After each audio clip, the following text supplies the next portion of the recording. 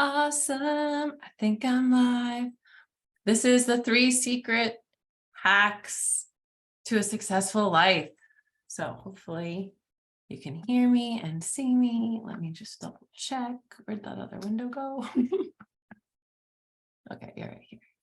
Perfect. Now I can see the comments. Let me know when you're here. Put an emoji or say hi in the chat. These masterclasses are meant to be interactive. Let me make sure the sound is off on that. Cool. So I'm going to ask questions, and I like to go back and forth with you during this process. So please let me know you're here and ask questions away, comment away as we go. So I think most of you know, but I'm a divine feminine mastery coach. So I guide women into their potential as healers, so they can really embody their divine feminine power through awakened sexuality, empowered relationship dynamics, and manifestation. So it's very spiritual. It's a lot of dynamic coaching, but it's also like sourcing this juiciness from within that I think a lot of women have been programmed and conditioned to shut down. So I'm here to support you in birthing your soul's purpose into this reality and making great money doing it. How amazing is it to do what you love and get paid? Like, this is everyone's dream, and it's totally doable, which is great.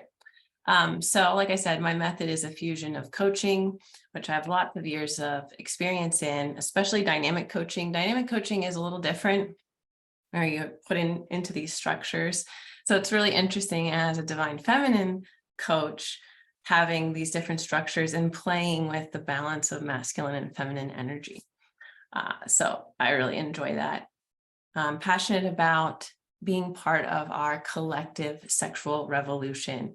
I believe that as we tap back into the sacred and the spiritual with our sexual energy, it will heal the abuse and the backwardsness that we see in our society and culture today. So I'm very passionate about that. And I also think it's important to release and whatever is in our own way from us serving and loving at a deeper level. And so sometimes that's wounds from past lives. Sometimes that's wounds from this life. Sometimes it's a family member we're not talking to, or there's something going on there and it starts to kind of leak into the rest of life. So I'm all about, like, how are you getting in your own way, or how are you getting stuck, and how can you move forward and create a life of your dreams, create the magic, and manifest and love and serve at a deeper level. So you guys know that already. All right, so let's jump in. These are the 3 secret hacks to a successful life. I mean, I probably could have done like a bunch, like 7, but 3 is kind of, it'll be great for a conversation. So let me know when you're here in the chat. You can say hi, put an emoji. I really appreciate that. And then I am curious for our first question in the chat. Have you ever felt like you were just trying to be a good girl? So these hacks are, things that you think you might be doing that are good, right? This is why the secret, or positive, but it's not really getting you the results that you want in your relationships, in your health, in your career. So we're going to talk about this. It's a pretty real conversation. So I'd like to get real with you, as I have in the last couple master classes. So yeah, things that you think that are right. So we're going to go to the first secret, which is being a good girl doesn't actually get you anywhere.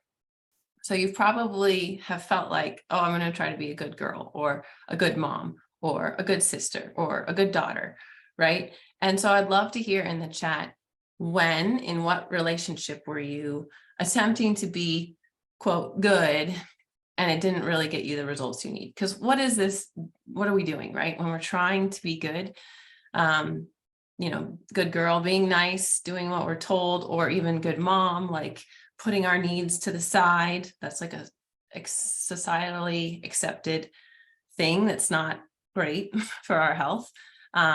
Being too nice, allowing others to become too important, more important than your needs, and then you're people pleasing, right? And then it gets into codependency. So we don't want any of that. What I taught my son is, like, this is you and this is other people.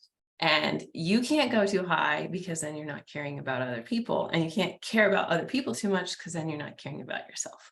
Right. So we have to find this harmony. And sometimes the stories of we need to be good or we need to, whatever it is that are placed upon us, get in the way of us actually being able to have people relate to us in a healthy, mutually beneficial, evolving way, which is this. That's my motto. That's what I share and teach is everyone in my life is mutually beneficial, healthy, evolving relationship. And if you're not in that category, you're probably not really close to me because this is the standard that I put around myself, right? Let's be healthy, evolving, beneficial relationships for each other. Okay, so that's kind of what I taught Tanzan to help remember this, like, don't be like too focused on yourself, but not too focused on others, right? So finding that, and sometimes it gets blocked by us trying to just do the right thing or do the good thing, which is dualism, right? Then you have the light and the dark, or the right and the wrong. And really in a feminine, circular, divine feminine perspective of life, it's a circle. It's very circular. It's not linear, right? We're cyclical. We move in cycles, we move in rhythms, we circle. So hopefully this is making some sense. So one of the hacks that I wanted to share with you about this one is to check in with the body. Because when you're trying to be good or do the right thing, and it's not really aligning with your soul, you'll have a physical reaction to it. Your body will contract a little. There'll be an energetic contraction. Maybe your shoulders will go, maybe you'll clench your jaw. Those are things I used to do a lot, still do when I have these contractions, right? So it's important. This is why I love Ayurveda so much. One of the reasons I love Ayurveda so much is because it teaches you to slow down and feel. And slow down and listen to the body. So if you want to practice that, you can join the cleanse. The cleanse is starting in like 2 weeks, week and a half. And I'm super stoked about that. And you can learn more about Ayurveda and slow down and really start to listen. Like, am I contracting when I'm around this person? Or am I contracting when I'm thinking about this thing or doing this habit? And like, how do I stay in expansive space and still grounded? Not contracted and grounded, but grounded and expansive, holding this container for myself and others until spiritually it transmutes into being held, which takes some time. But yeah, so do you feel contracted in your body? I'd love to hear in the chat. Yes, Neve, I've noticed that I contract around this person, or I contract when I don't feel like my needs are met, or I'm not speaking my truth, or whatever it is. I'd love to chat about it in the comments. Let me know, because it's a real experience. And as we're evolving and we're moving into these higher frequencies and different vibrations and different version of humanity, which we're in the process of right now, it's pretty easy to get contracted and feel confused.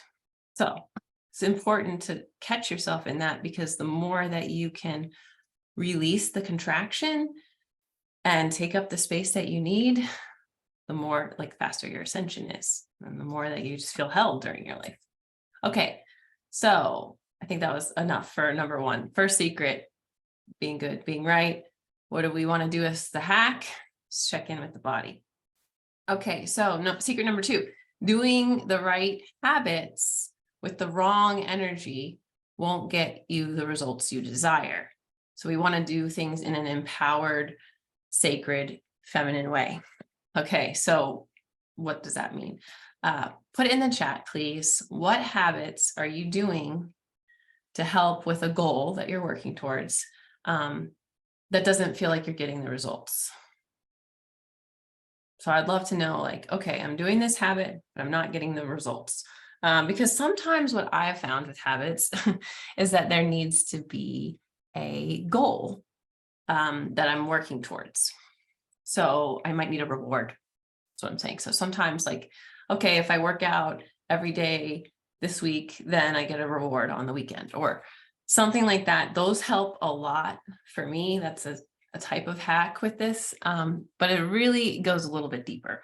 But I would like to know in the chat if there's anything that you're working towards manifesting that's not working, or if you have any habits that you want to create in your life that they're just not sticking, I would love to know that in the chat.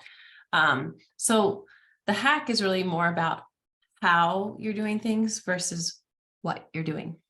And I learned this again in Ayurveda through eating, through the eating habits, these sacred exchange of energy, right? The outer system becomes the inner system. And when we're honoring that, we're slowing down and we're thanking the food and we're thanking the body, right? And we're like, thank you, body. Thank you, food. Like, let's make this a beautiful exchange and beautiful digestion. And right, so Ayurveda taught me that. So again, if you want to cleanse, you can practice these healthy eating habits with me for 3 weeks. Right now, there's a discount code too for, I think it's $100 off for the cleanse, which is great. And there's a whole course that goes with it. So if you want to practice some of this, but it's all about, I feel like, you know, Ayurveda, I could say it's all about XYZ. There's like a couple of things. It's all about love. It's all about expanding consciousness. It's all about living a long life. But it's also all about how you're doing the things, not just what you're doing. Like, yes, they want you to live a certain way in Ayurveda prescription, like morning practices, evening practices, diet. Like, sure, there's all that stuff.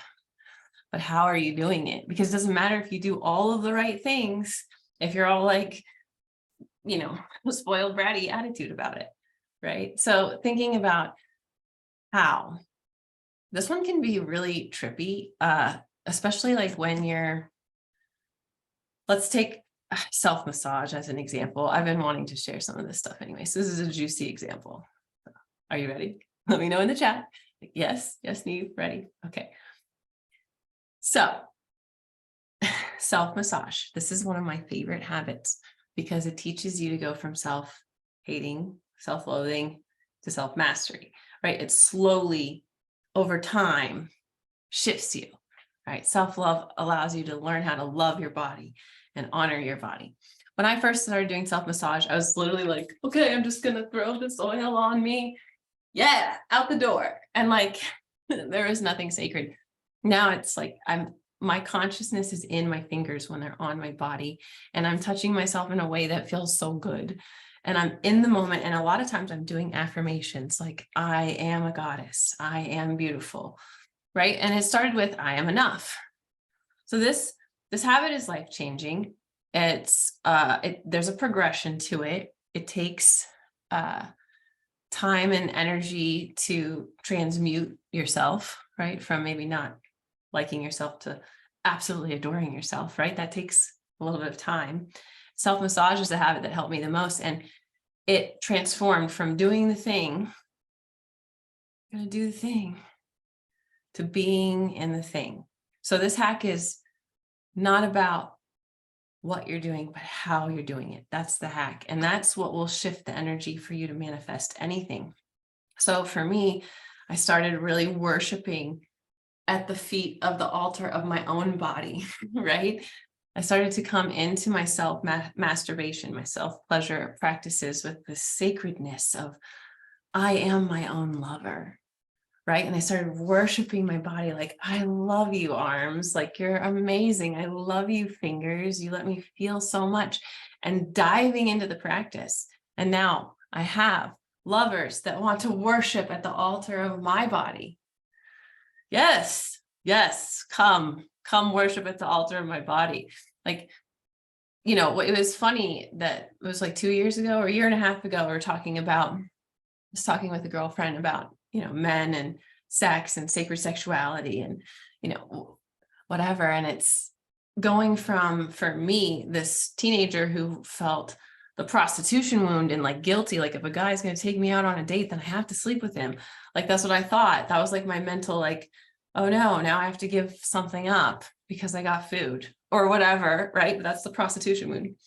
That's from like teenage years, like really young, to this divine feminine body leader who's like, you can worship at the altar of my body. And if you are not ready to worship at the altar of my body, you don't get a kiss.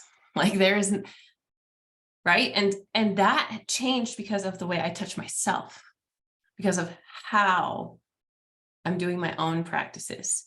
But what an amazing transformation. I love it when The man that I love is like, can I worship at the altar of your body? I'm like, yes, please. And then some, like, yes. Okay. Well, I'm getting distracted now thinking about him worshiping at the altar of my body. Because it's so great. Okay. Moving on. Yeah, so we're going to close the secret off. Starting at least in this frequency of I'm enough. Starting in this frequency of I'm already enough exactly as I am. Because I didn't think I was enough when I was in that self-loathing, right? And it's taken a lot of years to get to this, like, I'm my own lover. Even with an amazing lover, I'm my own lover. Like, it's so great. I'm my own best friend. I don't even need another best friend. Like, to me, like, and it's because I'm treating myself that way, it's coming for, like, there's more amazing women coming into my life. Shout out. Some of you are in this group now. Rose, Gina, like, I don't know if you ladies know, but I talk about you all the time. I'm like, yeah, my Tucson ladies, right? Layla is in here now. Like, so we're getting like, this is so great, right? But it's because of me loving me and being able to radiate that out. And then these women are like, ooh, I like that. I love myself too, right? And then it amplifies our friends and it amplifies our frequency and it starts to spread. So it starts with this frequency of self-compassion. Get into Kuan Yin if you need to.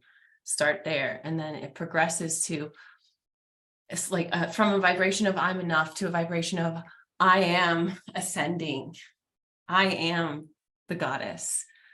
I am the lover. I am the beloved. I've been calling myself beloved. So first it started with my sacred sex practice and calling my partner beloved all the time. And I'm like, beloved, beloved. And I started calling my son beloved. And then I started calling other people beloved. Now I'm calling myself beloved. And it's like, the secrets to the sexuality is just so amazing. Okay, now I'm distracted. So in the chat, where are you with this? Are you at self-loathing, self-acceptance, self-liking, self-loving, self-mastery, self-lover, beloved self? Let me know in the chat where you're at with it, because there's no shame at all. Honoring where you're at in your journey is how the journey amplifies and how it starts to get so juicy. Okay, this stuff is hard. This is why I like being fun and compassionate and in my style of sharing. Okay, so self-loathing to self-love. Put that in the chat. Do hashtag replay and then let me know where you're at in the journey. Maybe you've gone from self-acceptance to self-liking or self-liking to self-loving. You're in the self-love, but not quite the self-mastery. That's really, I think I'm in there, but man, that's a hard one, right? So just let me know where you're at in this journey. And truly, like, how do you talk to yourself? Like, let's be honest here. Because me, the voice that used to judge myself is now like, oh, Neve, you're so cute.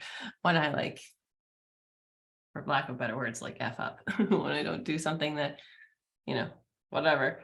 Instead of really getting upset about it, which is just so rare now, which I love.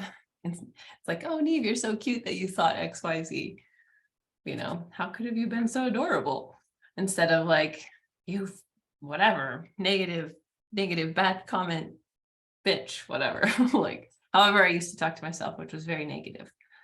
Okay, so secret 3 is, as we're moving into leadership, it's a little bit more, it applies more, but it still matters. Staying vanilla, if you feel a desire to express more, will not attract those who are aligned with you.